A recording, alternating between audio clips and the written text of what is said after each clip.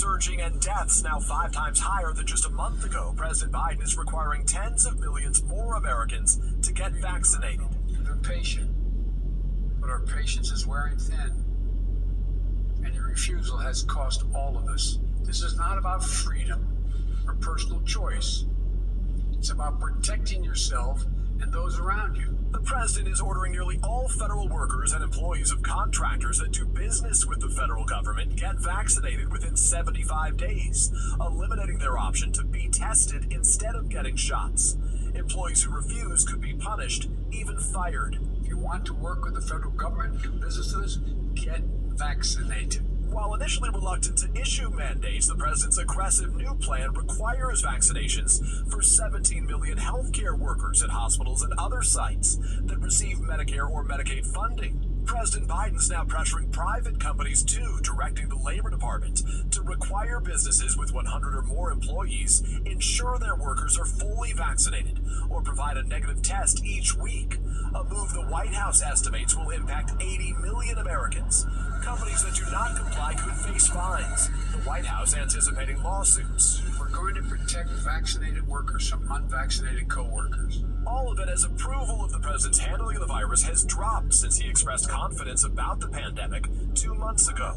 Today, we're closer than ever to declaring our independence from a deadly virus. The president tonight. We're in the tough stretch, and it could last for a while. And the TSA is doubling fines for airline passengers who refuse to mask up. If you break the rules, be prepared to pay. And by the way, show some respect. And Peter, the White House wants to make at-home testing more widely available. How do they plan to do it? Yeah, Lester, that's right. President Biden tonight announcing the federal government is teaming up with Walmart, Amazon, and Kroger to sell at-home rapid tests at a cheaper price beginning this week. Thanks for watching our YouTube channel. Follow today's top stories and breaking news by downloading the NBC News app.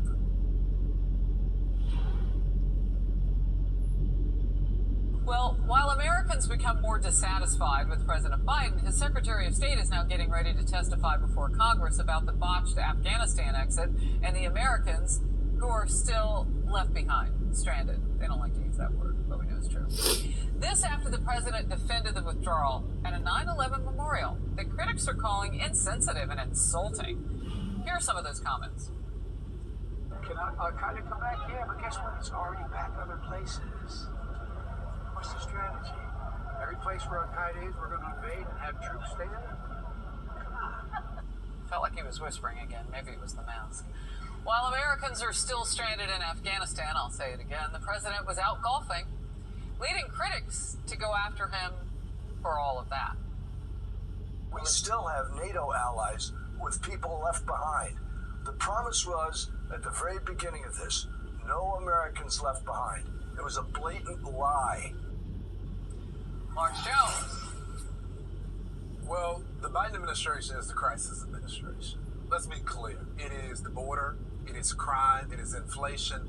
Afghanistan was just the straw that broke the camel's back. And quite frankly, it was the first time that the press decided to ask legitimate questions of the commander-in-chief. But let's be clear how we got here.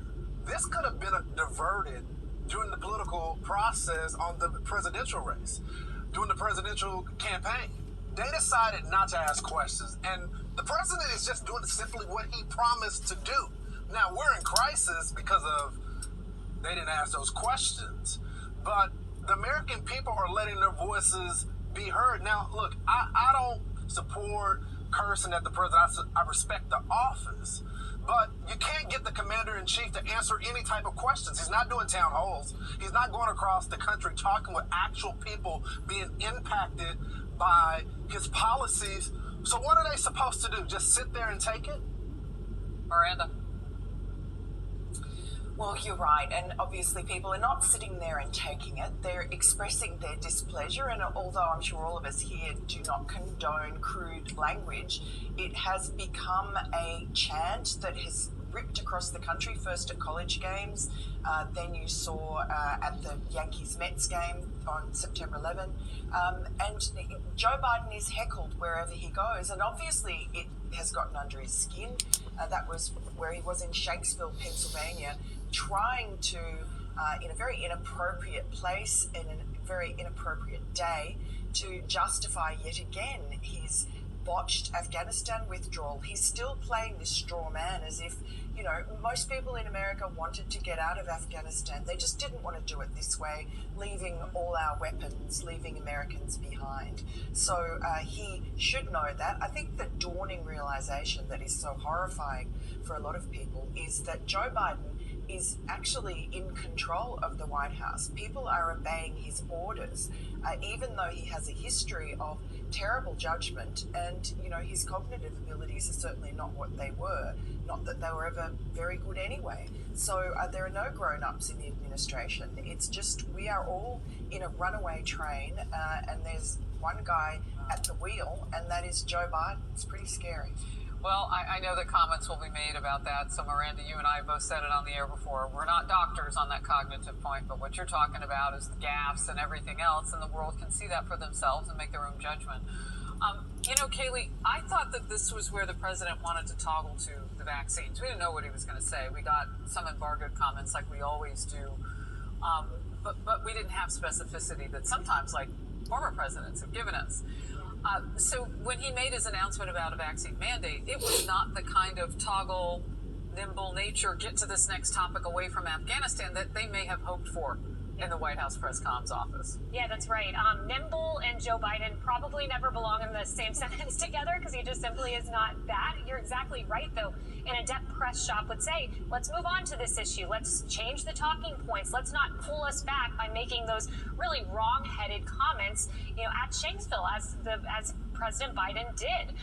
This has just been so wrong. Miranda talked about, you know, the history of bad decision making on Biden. We've seen this. You know, he sold us on a bill of goods of, you know, I've been here for 47 years. I know how it's done. Well, in reality, we have a group of naive neophytes running the country. That's at least what it feels like. Yes, they've been in government for decades, but their decision making just confounds you. When you have, look at just the example of the Bergdahl deal, for instance, 2014, 2015. Psaki praised that deal. Blinken, the Secretary of State, said we've mitigated the threat from these terrorists that we're handing overseas. I'm going to need some evidence now. Right, we haven't mitigated it. They're running the country of Afghanistan now. Leading, just one last point, the former CIA director for Obama to say, you have inspired jihadists around the world. This is Obama's CIA director who's saying this on the Sunday show. Well, specifically Al-Qaeda. Yes, that's what specifically Al-Qaeda. Specifically the possibility that we might be visited again on this soil by that hate. Exactly. You know, Emily, what I do find interesting now, though, is the president tries to go forward. He's so mired down by everything that Lawrence was talking about with the crisis here and the crisis there and the crises, plural. I don't see a vice president that he's leaning on. Like, where is she, Kamala Harris?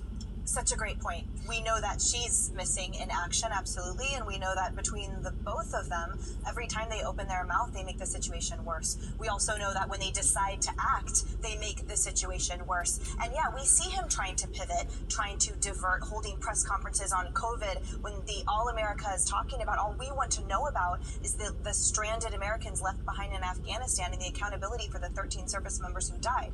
For someone who campaigned on being ordinary Joe, who identified himself for the last 47 years as being the guy that you can bring home to your parents to talk about what kitchen table matters, impact how they impact your family. I've never seen someone more detached. For someone who said he was going to be the uniter in chief, I've never felt more divided. I've never felt more attacked, that my fellow Americans are attacked. I spent all weekend with veterans of the 20-year war, and I would never dare to speak for them. But it was incredibly disheartening to hear the levels of sentiment and how people feel, how my fellow Americans feel about how this president left them behind, left Americans behind, allies behind, and sullied the honor that America had for so long. And a quick point about the nimbleness. Have you guys ever seen Death Becomes Her? Remember that movie where they come back from the dead? Meryl Streep. Yes, literally. I picture him verbally is like when they fall down the stairs and their limbs are falling off and everything is so jerky. Like that's him on a daily basis. Is it so hard to find someone that actually acts like a leader? Well, Lawrence, I could kind of hear you in the background there. One of the things I was thinking about before we got to the images of Death Becomes Her was you know, this fact that the president and his administration seem to think that we can't multitask. We are the kings and queens. In fact, let me adjust our crowns. Come on, everybody. We have multitasked for the last 19 months. We're in a pandemic. Yeah. Like, did you hear the business owner who owns 36 great clips and is down 70 employees before the vaccine mandate? Yeah. Like, keeping his people safe up until this point, trying to figure out how to make everything work. We are the royalty of multitasking. Well, we the citizens, we the people. Well, President Empathy is not out there talking with the people. He's not talking with the people that are being impacted by his decisions. This White House has tried very hard to isolate the president. Did it in the middle of the campaign drill where he stayed in the basement for months after month and not asking questions. They're doing it right now. And it's as if you just ignore everything that's happening in the world and everything is going to go away. Well, it's not going to go away. And I blame part of this on the media, as I alluded to earlier. You have to ask the tough questions. The American people were robbed of a true choice. But they also have to answer them. Well, like when exactly. You have Jen Psaki at the White House and you ask, well, who's going to pay for the mandates and you know, checking cards at the door and all that, she had to think about, well, I don't know, I guess the businesses. Or what about or what about him saying from the very beginning that there weren't going to be mandates? I mean, that's a lie now. Yeah. That's a lie now. No one's calling him on that. Well, and Miranda, we weren't going to leave anybody behind. Again, we can multitask. We can talk about all these topics, as Emily was pointing out. You know, we can stay on message better than he can. Yes, but he doesn't want us to multitask. He wants us just to concentrate on what the White House has decided is the point of the moment. And so he doesn't want us thinking about Afghanistan because it was a disaster. He doesn't want us focusing on the border. He just wants us on, you know, the latest COVID fear campaign. Hi, everyone. I'm Brian Kilmeade. I want you to do me a favor. I want you to click to subscribe to the Fox News YouTube page. This is the only way that... I wanted to let you know that here at the Pinal County Sheriff's Office, we do not mandate the vaccine. And as long as I'm your sheriff, we will never mandate the vaccine. We believe that your health choices are yours and yours alone. So whether you get the vaccine or don't get the vaccine, that's your private information. Here, we believe in America and freedom. That is Pinal County, Arizona Sheriff Mark Lamb saying no vaccine mandates are coming to his department in a video that has gone viral. Sheriff Lamb joins us now with more on his message on personal freedom and the response that he's getting. Good morning to you, Sheriff. Good morning, Ainsley. Good morning. Thanks for being on with us. You've got so many views, more than 65,000 at our last check. Were you surprised? No, we kind of knew this would go viral. I mean, it's a hot topic in this country. And look, frankly, I did it because I'm tired of seeing weak leadership across this country and weak leadership as it relates to protecting their employees' rights. So we wanted to do something that let people know that here we don't tolerate that. Well, the Biden administration is pushing businesses to mandate this. Why are you against it? Well, I think it's people's personal choice. You know, health choices have always been. You know, last year, it was like pulling teeth to get a list of anybody that had COVID so that when my deputies responded to their houses, we knew who they were. Now, these same people are more than willing to give up all of your public health privacy for the sake of security, and I'm not okay with that. I don't think it should change. Have you gotten a lot of support? Oh, I've gotten a ton of support. You know, you get your pushback, too. Some news thing called me a rebel, but I don't know. I guess that's a good thing. Well, also in Arizona, we reported on this yesterday, Border Patrol agents caught these migrants that were attempting to enter the United States in this fake Border Patrol vehicle, and the driver was wearing a fake CBP uniform. There's a picture of the car that they were driving. Looks very real to most of us, but I guess if you're in law enforcement, you recognize it's not real. What other details do you know about this? Well, they do this all the time. This is a billion-dollar industry of bringing drugs and humans into this country. They will exhaust every resource to try to bring them in here undetected. This is not the first time they've painted a truck to look like a Border Patrol truck.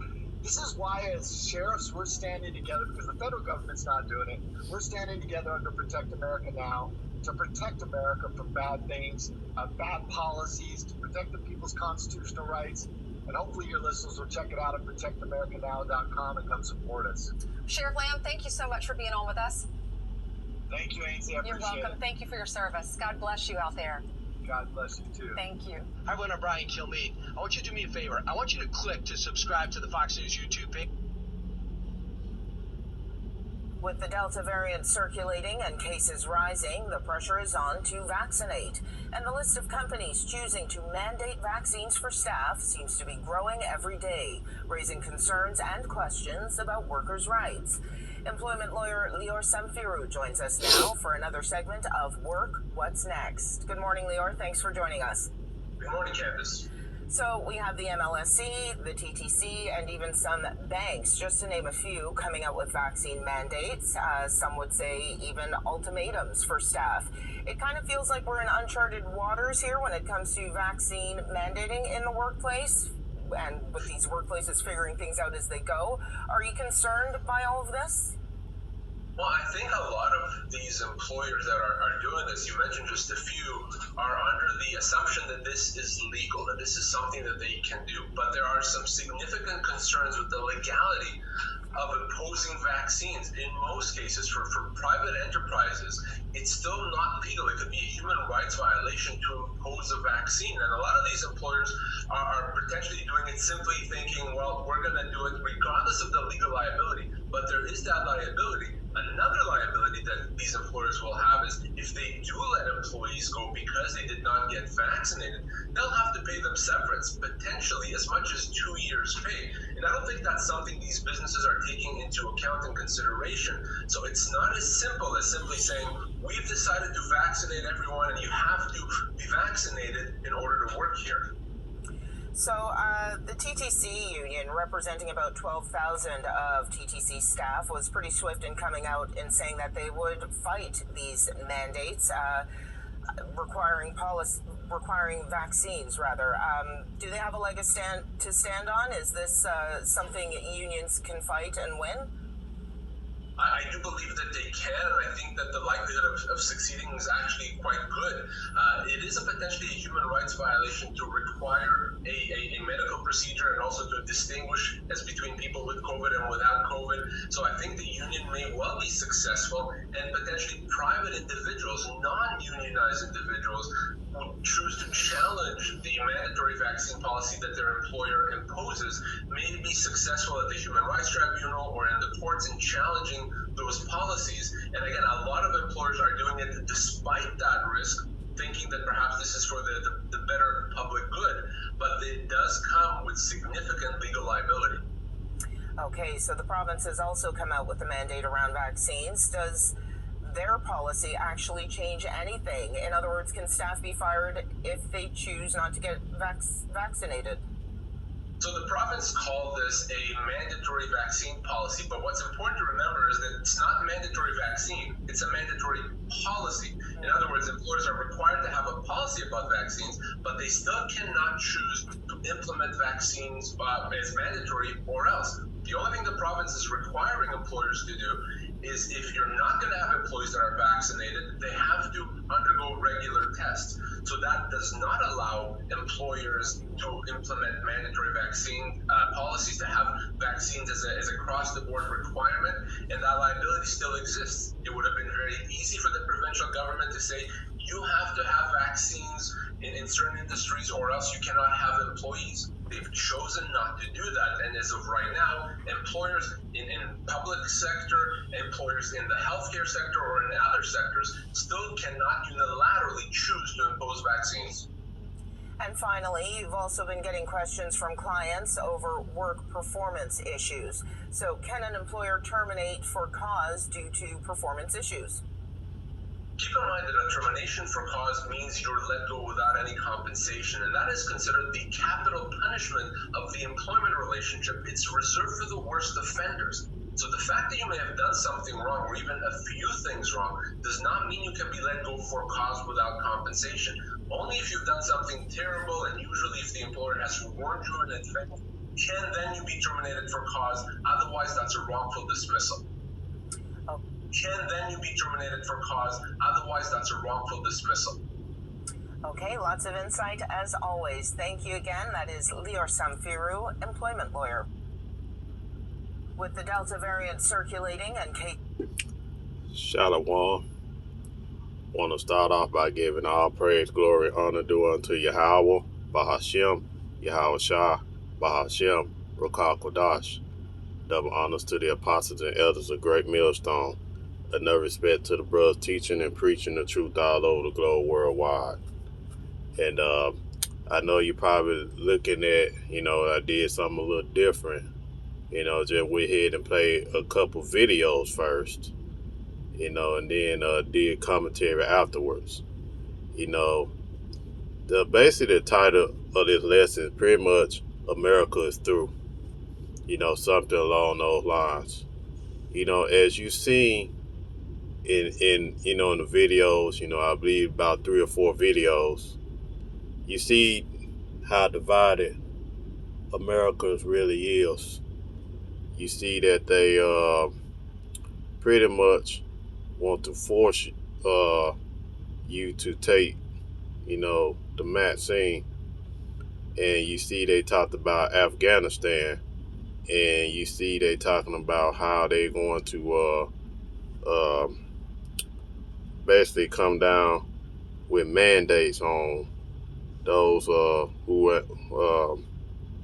not gonna take the vaccine.